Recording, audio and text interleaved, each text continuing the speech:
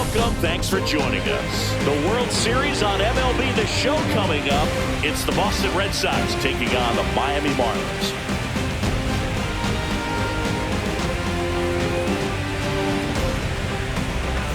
John Shambi, Chris Singleton with you.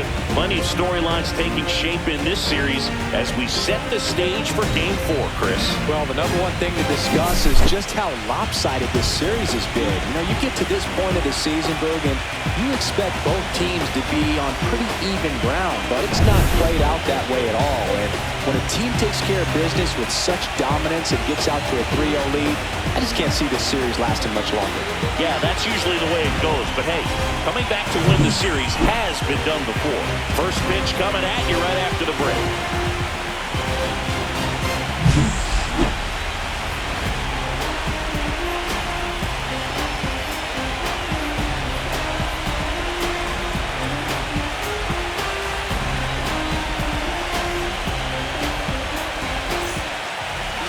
About to get started here. And our pitcher in this game, Alcantara. He really relies on working down in the zone with that heavy sinker he's got. You know, it's not as popular to throw that pitch today as it used to be because guys are looking to hit balls down in the zone, get them up in the air.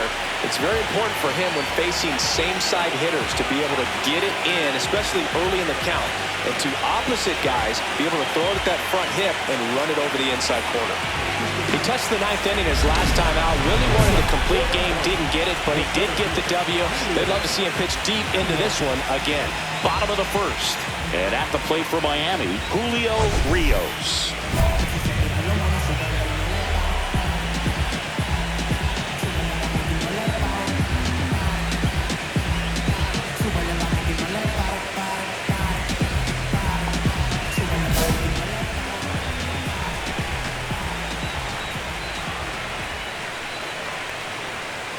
Fought off foul.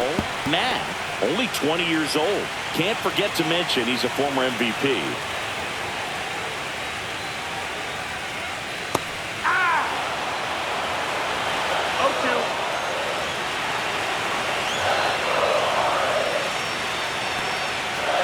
Got him. And there's one down. Got a pitch to hit right there with 2 strikes, but just couldn't get a piece. I'll tell you what, that screwball is so unique and it's so rarely seen. I think it can be tough for any hitter just to get a piece of it, no matter where it's placed. As a hitter, you're just not used to seeing a pitch moving that way and getting on the same plane as it comes into the hitting zone.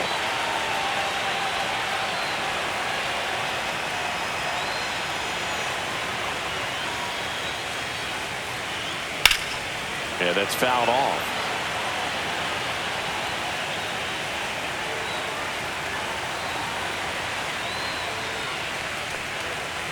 Strike 3, and that's 2 in a row. Well, there appears to be no problem settling in on the mound out there today. It looks pretty tough to start this one, punching out the first 2 hitters of this ball game. And somebody's going to have to put the bat on the ball, put it in play, and get something going. In half up to him. And first offering is fouled off.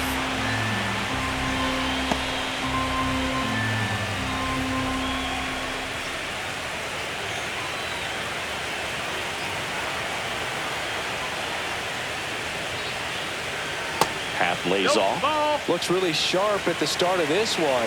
This is how it's going to be today. It's going to be a tough one for this lineup. Swing and a ground ball out to short.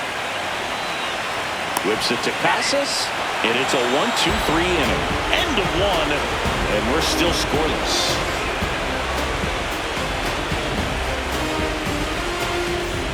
Two outs, runner at first. So stepping in for Boston, Jay Knapp. Really interesting to see him continue his career as a two-way player at the major league level. Definitely always a topic of conversation around the game. Because it's so rare in baseball history, it gets people excited. He's a great athlete to be able to do this kind of thing.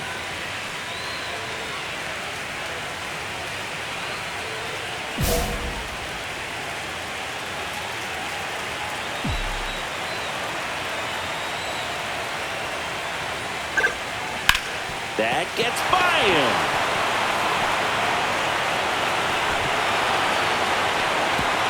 Runner puts on the brakes at second, so it's first and second with 2 out. Now batting Jaron Duran.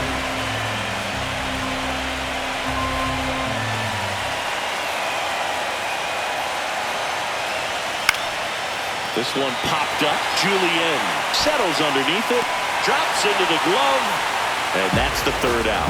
Boston strands a pair. We'll go to the bottom of the second. No score.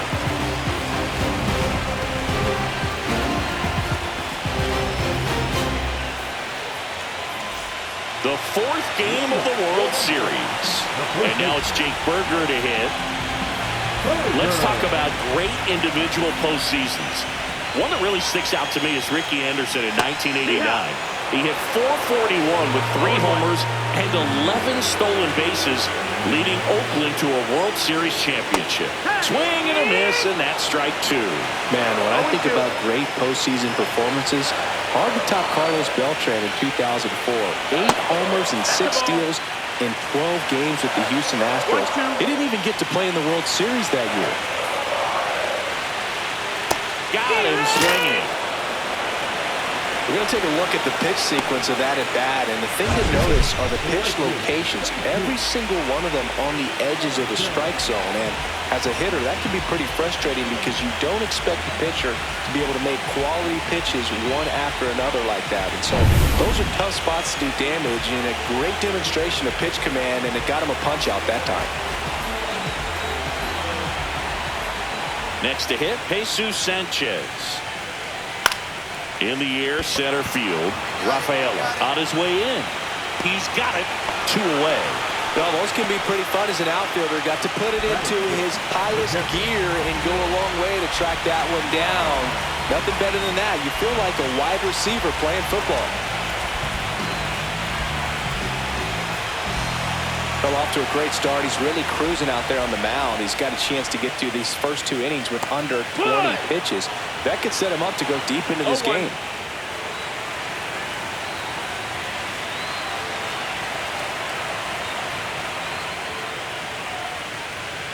And he takes a strike. 2 outs, base is empty.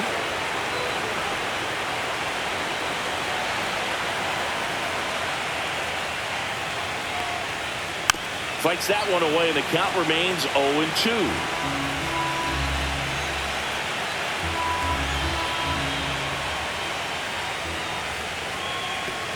Swing and a miss. That one in the dirt.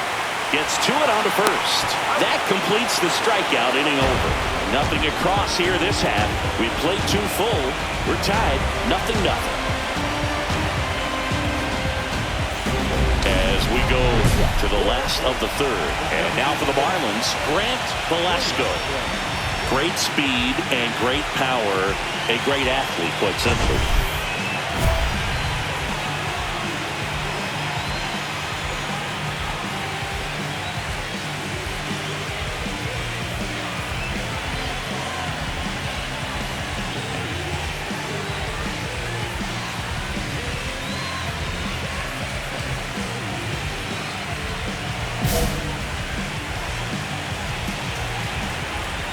Matt back to work.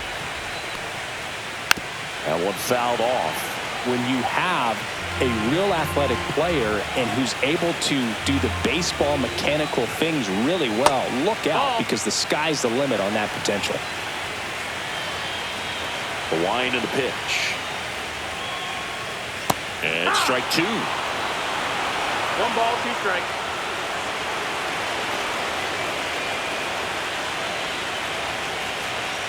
Gets a piece there. We'll do it again.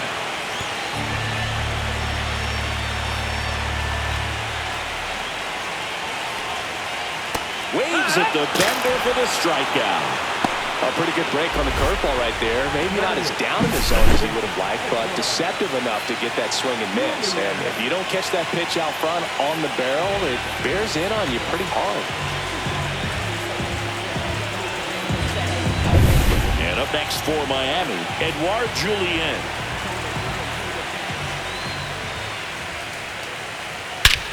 Swing and a ball ripped right field, and that one back, and that one is gone.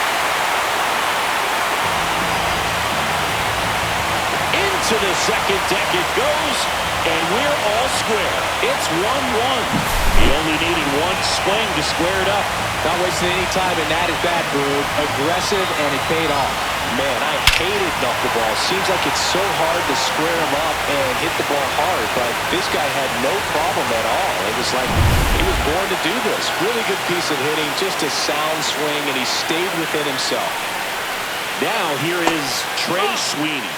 Close one, doesn't get the call. Ball one. Swings through that one for strike one.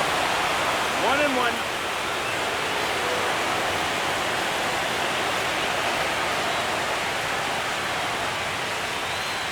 Next offering is fouled back. One down, base is empty. Swing and a ball lifted left field. Duran pulls it down and he makes the catch. And there's two down. The center fielder, number 25, Julio. Now it's the Marlins leadoff hitter, Julio Rios. Out to short, Hamilton. On the run, throw to first. On the money, nice play. One hit in the inning, a solo homer. 3 innings in the books here in Game 4. All tied 1-1. One out. Runners at first and second. Matt.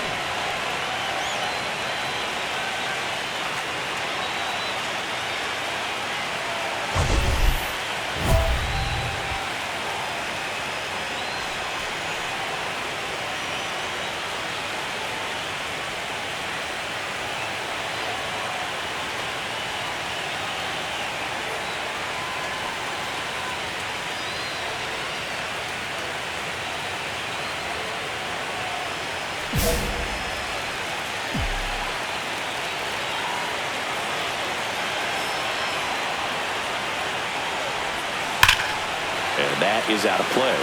Well, all eyes on the double play ball in this spot. No better way to get out of this inning. Ripped on a line. And there's two down. Man, that's one of those at-bats where you have to remind yourself it's about the process. He did everything right there. Nothing to show for it. But in your mind, you have to convince yourself that it was a very good at-bat. Number 10 now in the box. Comes up empty with a swing there.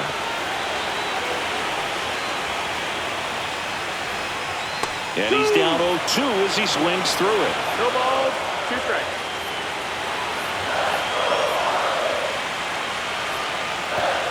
Comes up empty as he chases that one in the dirt. On to first. Gets him. One away on a drop third strike. Really great effort behind the plate to recover and complete that out at first. I mean, that ball got pretty far away from him, and he didn't have a ton of time to work with, especially with all that gear on. That's a tough play to pop up, get to the ball, and then fire a strike down to first with the runner going up the line. That's nice work right there. The batter now as he swings and misses for strike one. Breaking ball in there for a strike.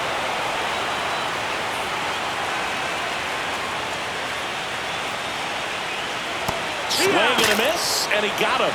Make it 7 strikeouts for him. Well, he made pretty quick work of him right there. You look at the sequence, everything down at the knees and below. And some guys are good low ball hitters, but right there, they clearly had a plan to pound that part of the zone, and he wasn't able to put up much of a fight. So here's the cleanup hitter, Jake Berger. Just missed. Berger measures 6 feet 2 inches, 30 years old now, a former first-round pick back in 2017.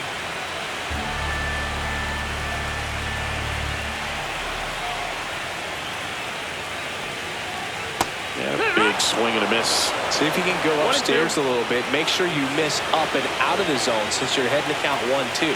Don't miss in the zone. Found another, and that's 3 straight strikeouts. Nothing doing for the Marlins. Score remains tied 1-1.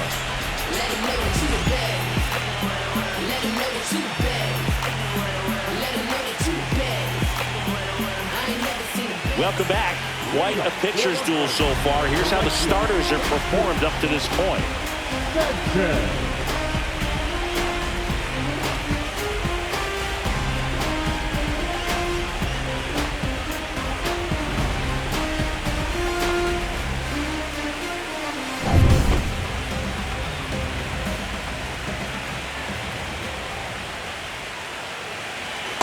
That's it for a strike. 0-1. You know, these Marlins, they're not going to be happy with the at-bats they've been having so far. Just one base runner to this point, and it's not exactly early anymore. They've got players in this lineup capable of sparking something, but it just hasn't happened for them yet. Cuts and misses. It's a strikeout. Took that screwball up there and got him to swing through it. It's kind of part changeup, part curveball, a reverse curveball, I guess, and clearly it's got some good movement on it. We just don't get to see a good one very often, so it's kind of fun to see, and that was a great one right there.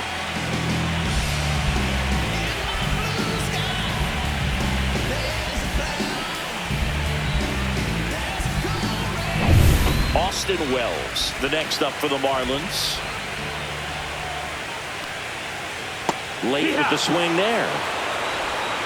0-1.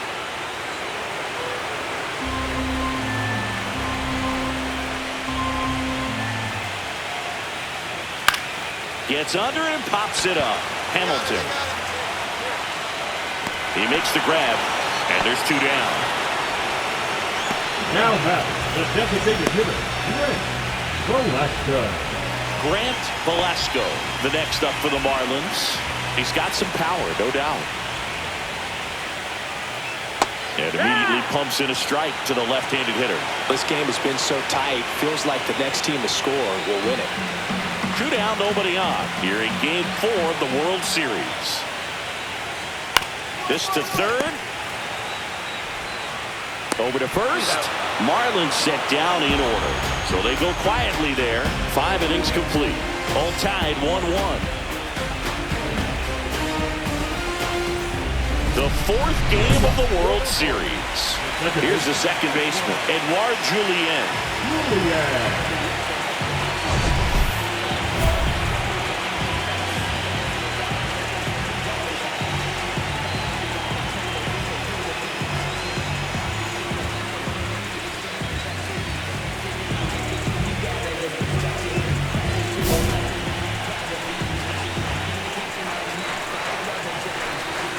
Matt back to work. A swing and a miss, and that's strike 1. 0-1. That's off the mark, and that's ball 1. 1-1.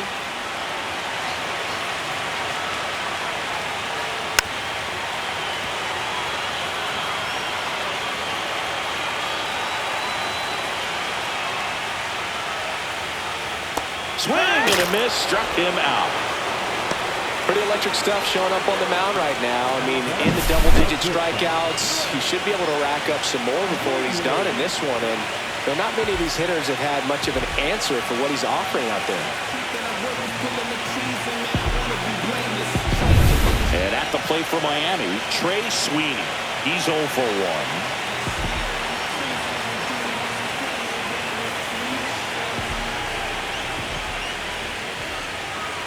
The bit behind with that swing. It's strike 1. The offense needs to start showing some fight against this starter. He's doing his thing out there. They're going to have to push back at some point and make him work a little bit harder. And there's a ball.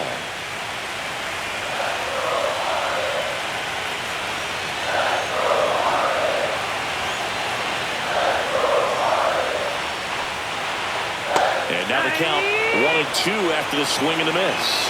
1-2. Count. Swings through that one. It's a strikeout.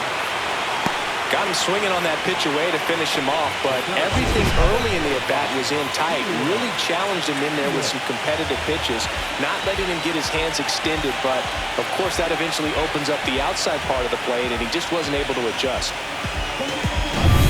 So up next, Julio Rios.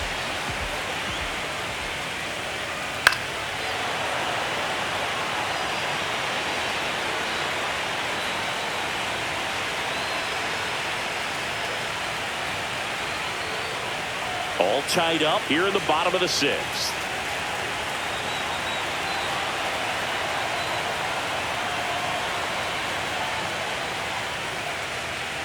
And a foul ball.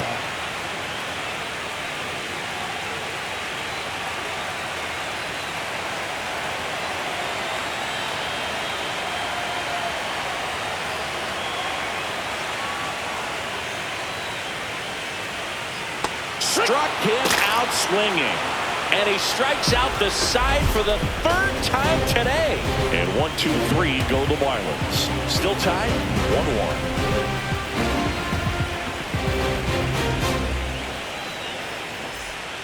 Welcome back. We're in the seventh. We have a new pitcher on the mound, Calvin Fauché.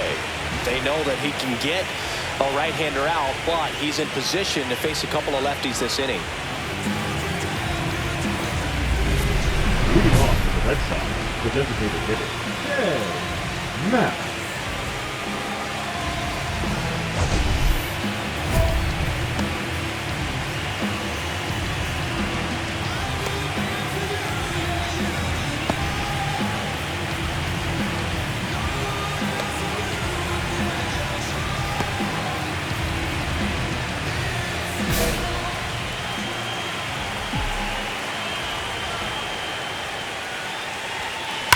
Drilled in the air, high and deep right field. That's back there.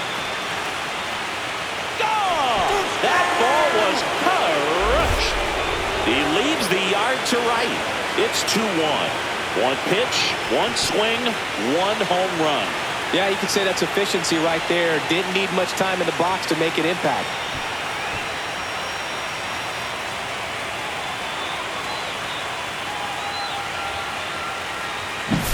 Welcome to the game. First pitch out of the bullpen, a tough one. And you know he's just trying to get one in there for a strike. And on the other side, as a hitter, it's a great time to be aggressive and let it fly. It's not what they were looking for when they turned to him, but now he's got to find a way to reset.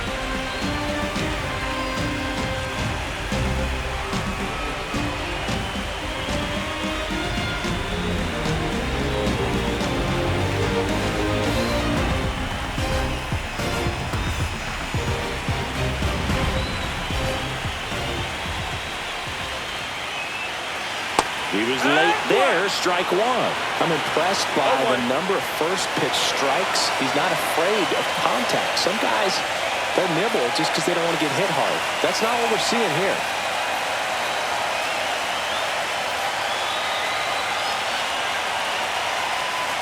Next offering in there for a strike. No balls, two strikes.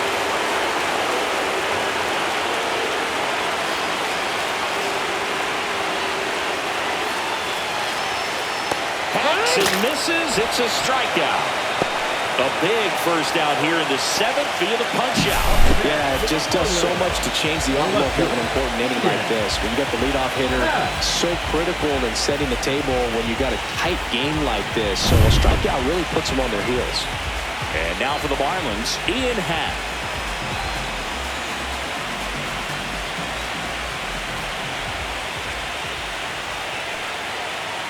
And that one fouled off.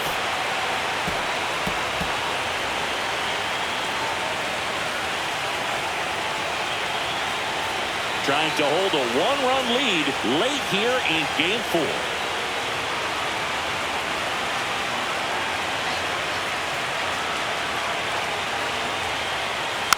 And that one fouled off.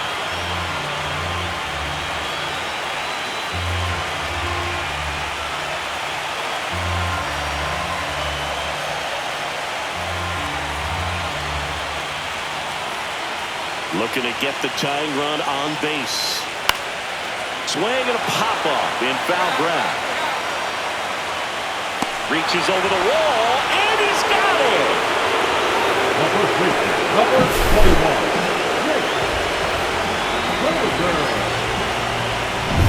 Now here's the cleanup hitter for Miami, Jake Burger. There's 0 for 2 with a pair of strikeouts. On the ground to third. Fires over to first. 3 up, 3 down, inning over. Nothing doing here this half. We look ahead to inning number 8. It's the Red Sox 2 and the Marlins 1. And welcome back to the ballpark. Now here is Jesus Sanchez.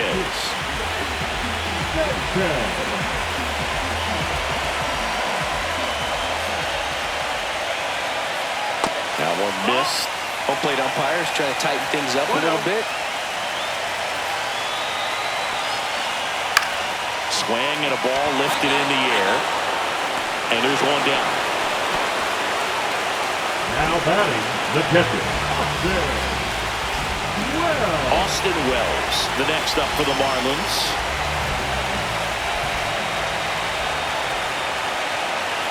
Right through there for a strike.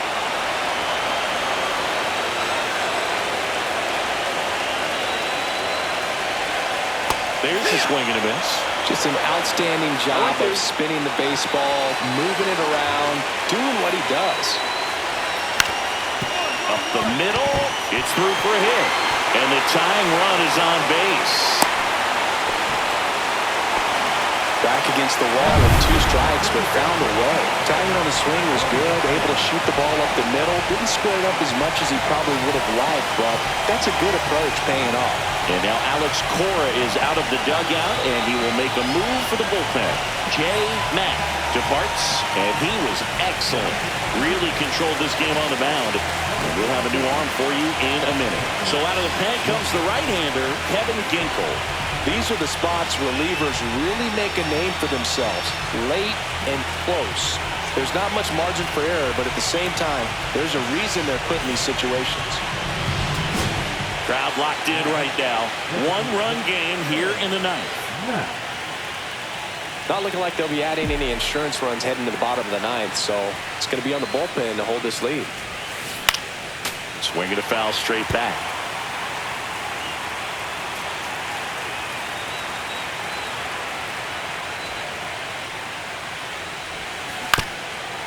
Swing and a ground ball. Dives and he can't hang on. No play. That's an infield single.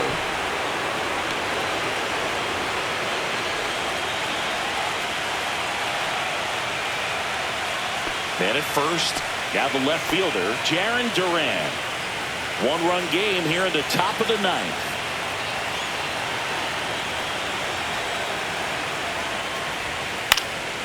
Got one out to right. And that is that. The runs, 1 hit, no errors, and a man left. And 9-1-2 scheduled to lead off the bottom of the 9th. It's the Red Sox 2 and the Marlins 1.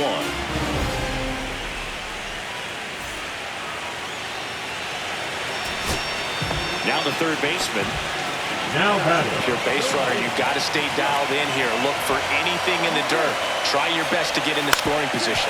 Ground ball could be 2. Quickly to second for 1. And that's it. They are World Series champions.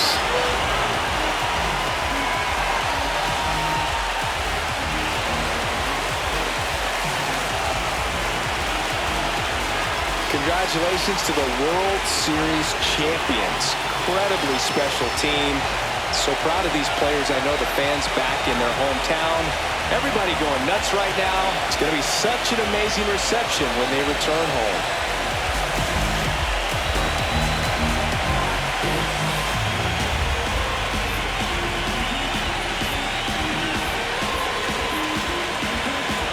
Welcome back on the show as we see some of the final moments and reactions in this World Series clinching game.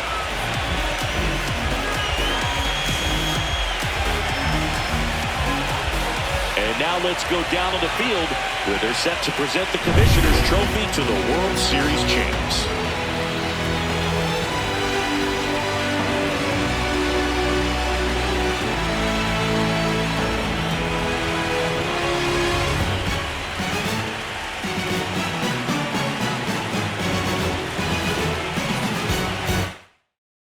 Singleton and our outstanding crew. I'm John Shelby. This has been the World Series on MLB The Show.